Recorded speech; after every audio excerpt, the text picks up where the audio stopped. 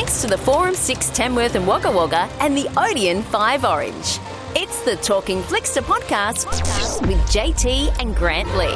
Yes, hello. Great to be back for our Flickster once again. Mr. Lee, hello. How are you? You're looking a bit sweaty today. It's been hot this week, hasn't it? Well, it's been damn hot this week. And you know what? The best thing about being hot is you go into the cinema and it's nice and cool. Oh, It's so nice. I would love nothing more than to come and use your aircon. I've got to be honest. And you know I would. Yeah, I know. And then you'd ask me to leave. Yeah, I would, because you haven't got a ticket. You didn't buy a ticket. That's why. I would never do that, Mr. Lee. I'd never do it because it's illegal. Although it is you. I'm sure you'd let me get away with it. So. Oh, well, look, you work for the business, so, hey. Oh, that's right. Yes, that's very true. But for everybody else, make sure you have a ticket. Grant Lee does random cinema checks, and of course, if you don't have a ticket, you know exactly what's going to happen. It's good to see we've still got our sound effects for 2026. Well, I extended the budget, so we're okay. We're up for another year now. So Good. We'll keep the taser there, just for anything that might pop up. But Mr. Lee, our Flickster podcast, this is where, of course, we send one of our listeners off to see a movie. They get to come on and tell us all about it, whether they like it, they don't like it, and also we get the all-important choc top score a bit later on as well, out of 5 choc tops. And the movie this week, Mr. Lee, it's a good one, and this is one you've seen. Yeah, look, I'm actually a Neil Diamond fan. I do like his music. I never got to see him live, and yes, I am that old, JT. I'll just say it now. Oh, I wasn't even going to bother going there. I already know that. I think everyone knows that. Song Sung Blue, it is such a remarkable story, and I can't wait to talk to our Talkin Flickster to find out what they thought of the movie. But it is just... so many people have been coming to the movie saying, can I see the Neil Diamond movie? And it's like, you can, but it's not actually about Neil Diamond. No. It's about a guy who is a tribute band to Neil Diamond, and Mike actually plays Neil Diamond. So it's not actually all about him. It's about this guy named Mike and his story. And so a lot of people are quite shocked at that when they find that out. So, which I was one of those people before I researched. Well, you should have researched first, shouldn't you? That'll teach you next time. I should have. And you know what? When I researched after the movie, I found out a lot more. So, yeah, all right. It's very interesting. Well, we look forward to hearing about, not just what our Talkin Flickster thought, but also what Mr. Lee's research suggests. And we'll get to that after we have a listen to Song Sung Blue. I'm not a songwriter. I'm not a sex symbol. I just want to entertain people. I don't want to be a hairdresser. I want to sing. I want to dance. I want to garden. I want a cat. I need something big. I need something new. What do you think? You don't want to be a Neil Diamond impersonator. You want to be a Neil Diamond interpreter. I was looking for the right way to say it, and you just came right out and said it. Tell your mama, girl, we can't stay long. We should call ourselves Lightning and Thunder. We got things we gotta catch up on. So you be lightning and I be thunder. Yeah. You.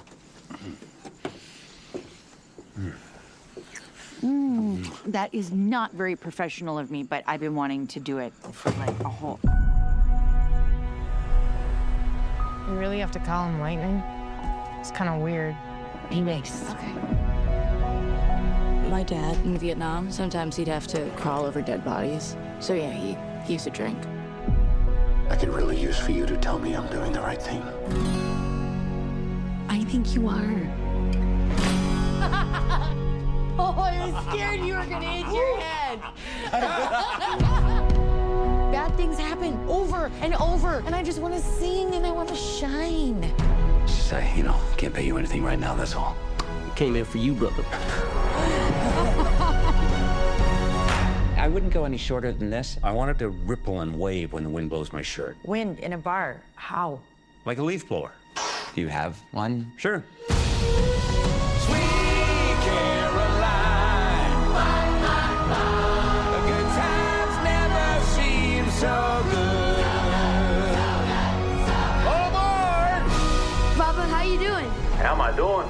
Huge. I just disappear in the music.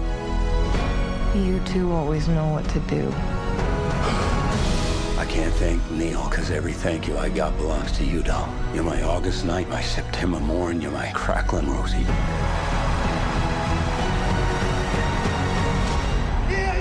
Lightning and thunder!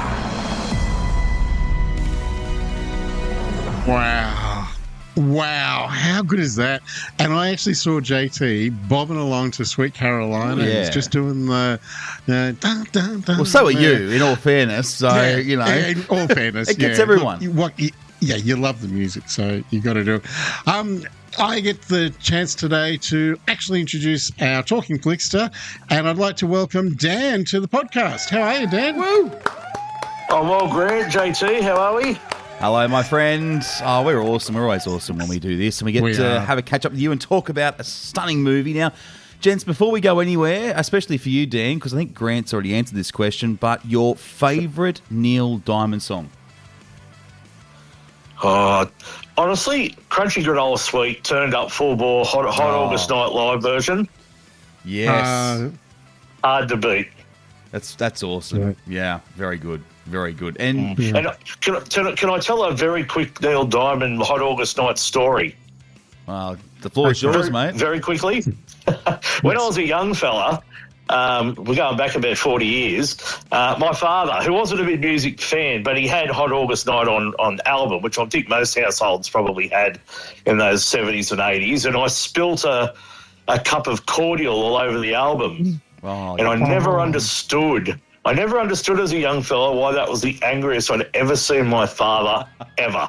Until I become an adult and got into Neil Diamond, and I think I did well not to get a flogging. I think you did very well not to get a flogging, my friend. Yes. Because the album was destroyed. One of the greatest albums in the history of music. Yeah. And did he get another one, Dan? Another album? No. He migrated on the CDs after that. Well, now we all go and get it off Spotify. So how things have changed very quickly. And do we get to hear the Crunchy Granola in the movie? Yes. Great. We do early on. Yeah, which there are some. I have to say, one of my favourites now, and it's because of this movie, is Suleiman. It's great, especially with the drums. Yeah, and Dan will understand because when Mike wanted to open up his tribute show, or the experience, that's the one he wanted to start with, and everyone's saying, no, don't do it. And now I love that song. It's a good thing. Yeah, it's a banger. We better ask a few questions about the movie, Dan, because that's why we're here. Well, let's start things off. Did you know anything about the story about Mike Sardina? I had no idea. Similar to what you gentlemen will talk about in your opening, I didn't do any research. I went into the movie assuming it was a Neil Diamond biopic or biopic. How we've had the Elton John one recently, the Queen one. There's another one. What was the other one? There's been three big Bruce ones. Springsteen was another one too. So I just went in assuming. There's been a few, and I just went in assuming, it's Neil Diamond's turn. I think it was a Bruce Springsteen one recently. So I was pleasantly surprised. So I had no idea about the backstory of Mike and was it Claire? Yes, Claire. Yeah, Sardina, who was played by Kate Hudson, who I have to say I didn't know Kate Hudson could sing. Nah, well, I had to look up, following the movie just to make sure that it was her singing, not miming, and early candidate for an Oscar, just quietly. No, I agree. She was amazing. Both of them. Amazing performance by Kate Hudson. Yeah, she really, really stole the show. And when she was singing Walking After Midnight and, even with you, the chemistry together, they just worked so well together. Their sound and it was just incredible. Even when they weren't singing, the chemistry together was really good. Yeah, no, I can't argue with that. And, gents, the buzz has also been about the wonderful Hugh Jackman. Now, I've got to say, he started one of my favourite musicals, which was The Greatest Showman. I thought that was absolutely phenomenal. I thought he was amazing in that. He owned it. And they're saying that he's actually gone to another level in this film. Would you guys agree? I think Hugh Jackman's at his best when he's in a role where he can perform as well as act. Mm. I mean, one of my all-time favourite movies is a little Australian movie called Paperback Hero, and it was one of Hugh Jackman's earliest film roles. Yeah. Because he'd done a lot of stage and theatre prior. And I've always really enjoyed that movie. Then I watched him in Swordfish, which I guess was one of his first real Hollywood blockbusters. But I've never seen him in a bad movie, but I've enjoyed some more than others.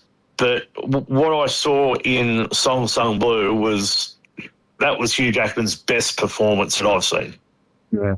I agree. And, I really hope many years ago after The Greatest Showman came out, a few years later, Hugh did a touring and he actually did The Greatest Showman songs. And I actually took the family and we went because we happened to be in Perth at the time and it was on and we went, you know what, let's do it. I really hope he does a Mike Sedina impersonating of it because I reckon he will kill it.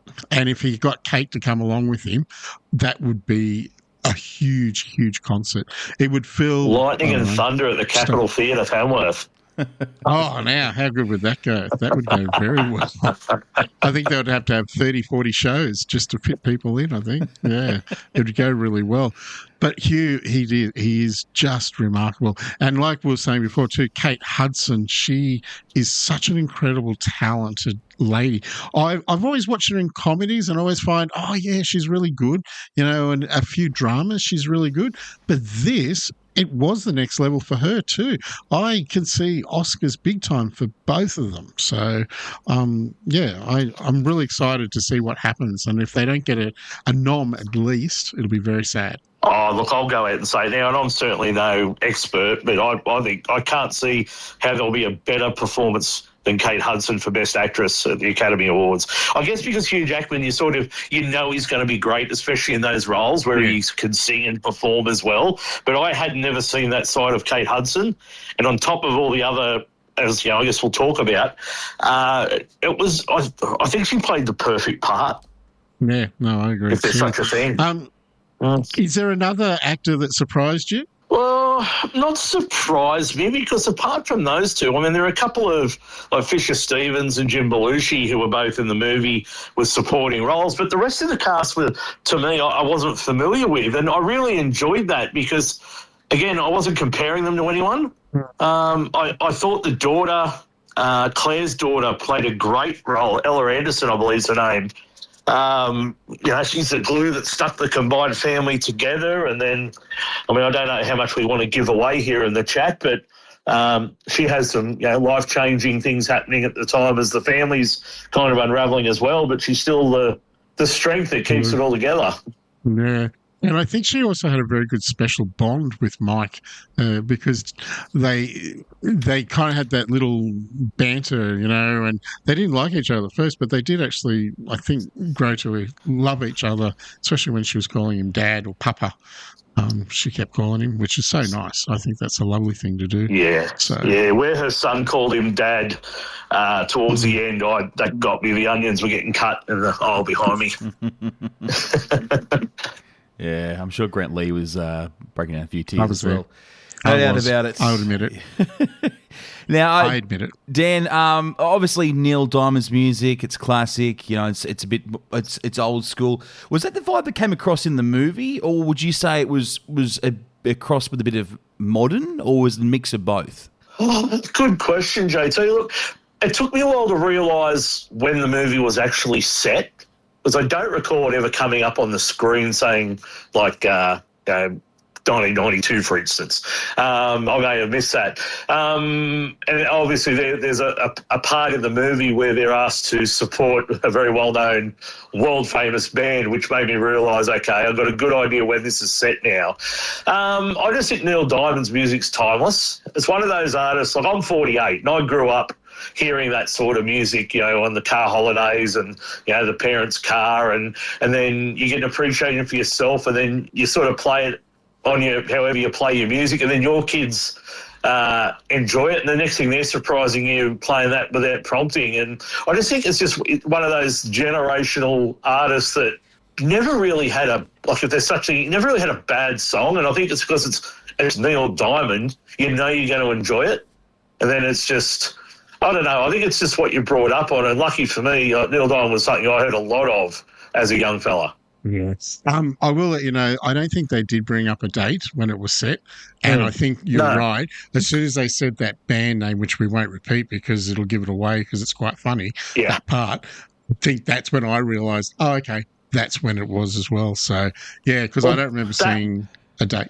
Well, that was a part of me made me think, is this really based on a true story? Have I got my wires crossed here? Is this a bit of a fantasy, but like Forrest Gump? But no, it was fantastic. And then, you know, when they performed together, it was a really, really cool moments in that film. Was this a 90s grunge rock band? Is that what is that the vibe I'm getting, or are we talking more old? Yes. Okay, there you go. Okay, I think I know who we're. Yeah, but not as grungy as some, but you know, yeah. They're well known. They're very well known. Everyone will know who they are. Even flow about things. Yeah. How's that? They're very even flow about things. Yeah.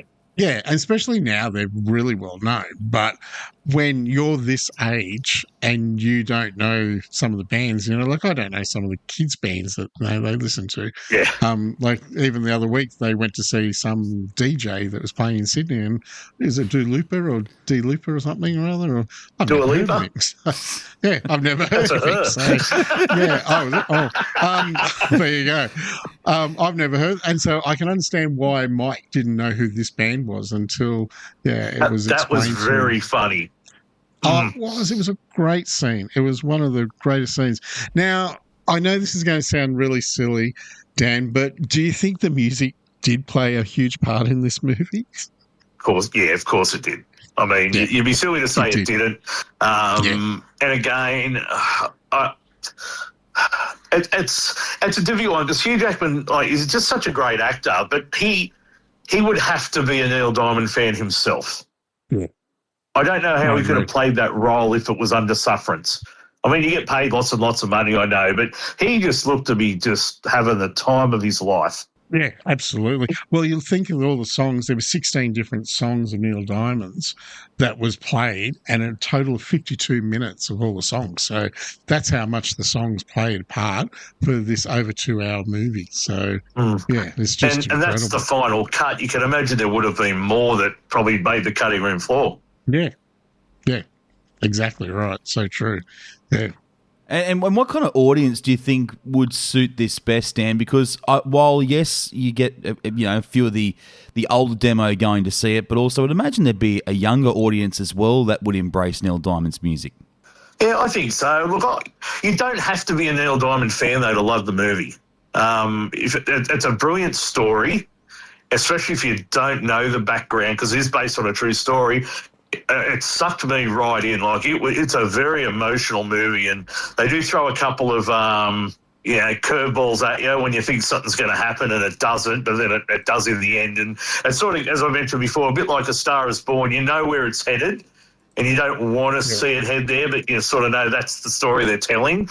But yeah, sorry, JT. It's the anyone who loves film and loves the story will love the movie. Any Hugh Jackman fan or Kate Hudson fan will love it. I just think you just got to go on there being prepared to maybe take some Kleenex. I like hearing that. That's good. At least everyone can come prepared. Because I hate that when you go to a movie like that and you don't bring tissues or anything, and then it's a bit awkward. You've got to use like your T-shirt or... Yeah. I was actually popcorn butter on your fingers.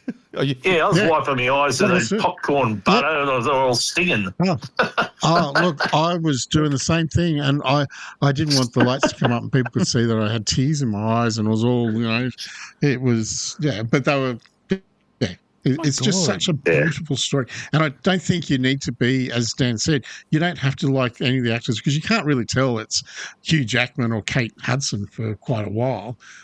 Because they've done up in costume. But, it's just, Tell me, would you watch this movie again, or this type of movie that is music and movies? Would you do this again? Oh, definitely. Yeah, hands down. I'd watch this movie again. Yeah, so would I. And I think I'd pick up a lot more in this. I know I'd enjoy the movie. I'd enjoy it more for the entertainment side of it, less the story, because, it's like, once you know, you know. But it's one of those movies, you can see, you buy your favourite DVD and you chuck it on a Sunday afternoon or a wet evening, or, you just want a couple of hours where you just chill out. You know you're going to have a good time. It's one of those movies. It'll be a personal favourite, I think, for a lot of people over time to come. Yeah, I agree. And I think the amount of people that are going to the cinemas now to see it is incredible. Right, well, we've come to that time now. We've got to go to the freezer, Dan. Let me just go and open it up. I've got 5 choc tops that I'm going to hand you. How many choc tops are you going to give Song Sung Blue? Oh, assuming I don't eat any of them, Grant. No, you can eat them all. No, you can't, because he's got to give us the choc tops for the score. Grant, you know what? Grant will give you an extra one, okay? That's all right. If you want to give it 5, you can give it 5, all right? Look, I don't know if there's such a thing as a perfect movie. If I had one fault with the movie, the story, it sort of progressed along at times and didn't realise how much time had lapsed, like in real time as far as the movie. That would be the only critique I would have, but it certainly didn't take away from it. And I guess by the end of the movie, it sort of explains itself, like it makes sense. So maybe that was done by design as well.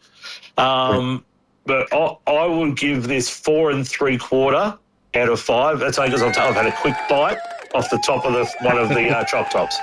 Well, I can't give it the huge blow up for this one because I've got to get a 5 for that, but that's all right. We'll give it a round of applause. It's pretty good. It's a very good score. I think. I thought it was going to get a 10, Mr. Lee. I thought that's where Dan was going. Oh. Yeah. Well, can I tell you my score? It was close to the perfect movie. Yeah, I don't know if just I never want to say that there's something that just couldn't be improved on. And who am I to say? But I just if I was ever going to give a 5 out of 5, that'd be it. So I'll go 4.75 out of 5. No, we don't like fence sitters on this show, Dan. All right, Mr. Lee. Well, I'm going to say this is a big call. This is a big call. This is the best movie I've seen this year. Wow. That's one of your best. That's one of your best. Yeah, I'll pay that. It was very good. I would give it 4.5 stars as well. Okay, we'll give it another round. I can't fault it. I think it took me on an emotional ride. I laughed. I had tears. It had everything. The music was brilliant. Yeah, I thought it was really good. And I'm like, Dan, I can't give it something 5 because next time I see something, I'll go, oh, yeah, that's what I really, that'll be. But you've got to go and see it. This is the movie everyone should go see. You're both harsh scorers, seriously, like you could have just given it a 5. But anyway, that's okay, gents. That's still a 9 and... Well, it's a 9 3/4. It would have to be, right? I'm actually verging out of 10. That's pretty good. So that's wonderful, really good. So I reckon it's a movie on the cards to see this weekend or this week. You will not be disappointed. Go see this movie. You need to see it. 100% agree with Grant. It's a brilliant movie and a great way to spend a couple of hours. It's you'll thank everyone later. Yeah, great. Absolutely. Do love that. It's very good. Yeah, well, thank you so much, Tan. We really appreciate you coming on the podcast and giving your thoughts on Song Sung Blue. Thank you. My pleasure. Thanks for the invite. Love to do it again. Great to have you on board, my friend. You have a wonderful day. Mr. Lee, we're getting out of here now. We're back next week again with another Flickster. What's that movie next week? What is it? Is it something cool? It is. It's really cool. It's one called Grand Prix of Europe. Oh, cool. That's the the animation, isn't it? Yeah. And we've got a little kid coming on to tell us all about the movie. So I'm a bit excited about that because we haven't had any kids from for a while. Eli was probably the last one a few months back. So, it'll be good. Well, I look forward to that. That will be next Friday morning. We'll catch you then. Mr. Lee, much on for the weekend? Look, I'm actually going to see a movie called The Coral. because I actually really do like wartime movies. So, because I actually went and saw Nuremberg as well last week. I saw 2 movies, so that's pretty big for me. Yeah, that's very big. So this is what happens when you go on holiday, right? You can go and see movies, okay? Right. Your New Year's resolution's working out very well, see, when you stick to it. Yes. So no more holidays. No Okay, more I'll do holidays. that. No more holidays. All right, well, have a wonderful weekend, and we will catch you next week. Have a good one. Bye for now. Want to be our next Talking Flickster? Register now at forum6.com.au or odeon5.com.au. Until next time, we'll see you at the movies.